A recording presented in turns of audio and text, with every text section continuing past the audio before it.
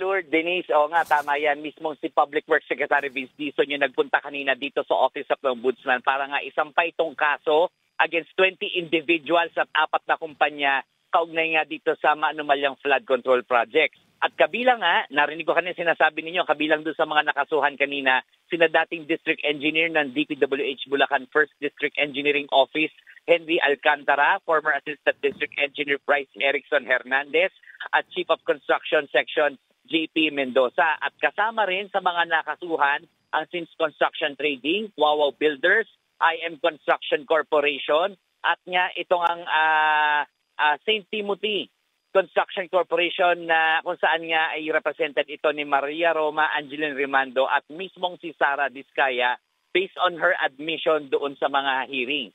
Ultimong mga cashier nga na nag-aproba ng pagbabayad para dito sa mga ghost projects na ito, mga flood control projects, ay pwede ring makasuhan, sabi ni Secretary Dizon.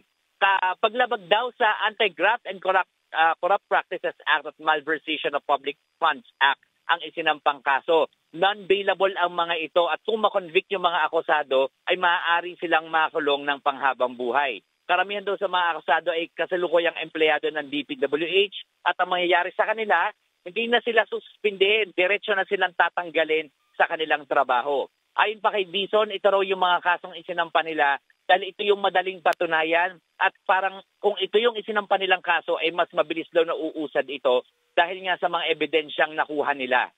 Sinabi rin ni Secretary Dizon na simula pa lang ito at magpasampapal sila ng ibang kaso. Depende kung saan sila dalhin ng ebidensya. Kanina kasi tinatanong ko kay Secretary Dizon kung saan ba ito papunta. Kung ito ba ay dito lang sa Bulacan o ito ba ay nationwide. Pero nang nabanggit ko yung word na nationwide, parang nag-freeze itong si Secretary Dizon kasi mukhang napakalaking problema nito sa DPWH. Kumbaga system-wide na problema ito. Limited, ito kanina narinig ko rin pinag-uusapan ninyo, yung pagkakaso nila ay limited lamang doon sa mga... Gerard? Naputol si Gerard. Yes. Oh, yan. Hello. Sorry. Tuloy lang. Kala namin ayan, okay. Yung sinasabi kaninang limited yung pagkakaso nila doon sa mga personnel ng DPWH at yung pagkakaso doon sa mga mga politiko or mga local government officials na involved, ipagpapaubayan na nila iyon doon sa binubuo ngayon ng Malacanang na independent body. Kasi sabi nga ni Secretary Dizon, ang trabaho naman daw talaga ng DPWH ay gumawa ng mga kalsada, gawa ng mga tulay, mga flood control project. At itong pagsasampa nila ng kaso ay nakakaabala nga naman doon sa kanilang trabaho, itong mandate nilang ito. So, later on, pag dumating na itong independent body na ito, ipagpapaubayan na nila yung pagsasampa ng kaso doon. GDP, speaking of public works, naramdaman mo ba medyo umuga, lumindol ng konti? Hindi ko naramdaman kasi baka nasa sasakyan ako noong time na yun.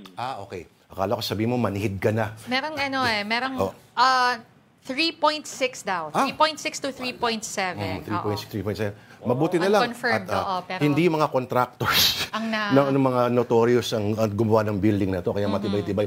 GDP, okay, yung 20 na kaso na yun, sa Bulacan lang yun. Yes, tama. Puro sa Bulacan pa lang ito.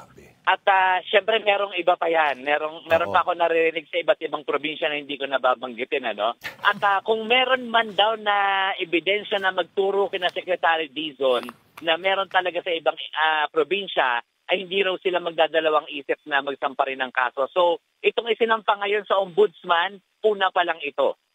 Hindi. GDP, may mga nagtatanong lang, ano yung logic na kasama yung kahera?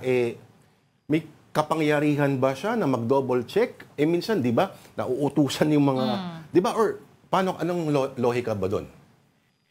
Good question. Kasi sinabi na natanong namin sa Secretary Dizon tungkol dyan, ang reasoning niya kasi parang, bakit, parang sila yung nag-approve nitong payments na to, ghost project naman ito. So, siguro tama rin yung sinasabi ninyo na parang siguro napag-utusan lang itong mga ito. Siguro kung ganun nga yung kaso, sa ano sila magpaliwanag? Doon sa investigating body sila magpaliwanag.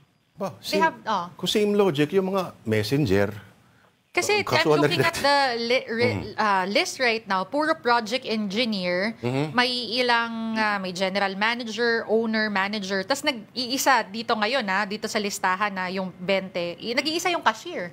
Aba, Parang, baka naman nakitaan siya ng Porsche na hindi tugma sa kanyang salary grade. Oo, diba? binangga. Hindi natin alam. Oo. Baka rumara. Teka muna, Possible din. yung cash, kasama na ba rito yung paglabag doon sa rule na ang public service officers could not enter casinos? Sorry. Public officers could not... Hindi sila dapat, nilabag nila yan, yung pagpunta nila sa casino, bawal sila dapat doon. Faking of iba pa yon. Iba pa yun. Ang kasama lang talaga dito ay malversation at saka yung anti-graft and corrupt practices. Kopya. Alright, maraming salamat sa oras mo, ang News 5 correspondent, Gerard GDP de la Peña.